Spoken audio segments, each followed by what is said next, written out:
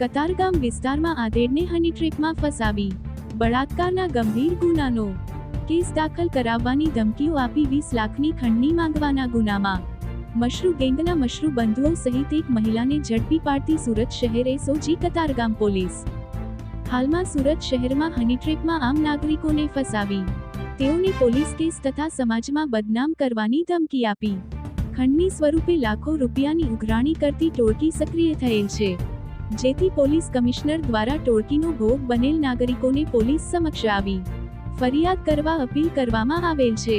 16 જુલાઈ 2025ના રોજ Katargam police station હદ વિસ્તારમાં હીરાના કારખાનામાં કામ કરતા એક આધેડને હની ટ્રેપનો શિકાર બનાવી તેમની પાસે આ ટોળકીએ 20 લાખની માંગણી કરી હતી।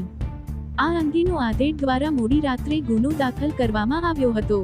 માહિતી આધારે સદરવું ગુનામાં કુખ્યાત મશરૂ બંધુ અને તેની ટોળકીને એસઓજી તેમજ કતારગામ પોલીસ દ્વારા અને ટેકનિકલ સર્વેલન્સ તેમજ હ્યુમન સોર્સિસ આધારે તપાસ કરી આરોપીઓને ઝડપી પાડવામાં સફળતા મળેલ છે। Bureau report Surat.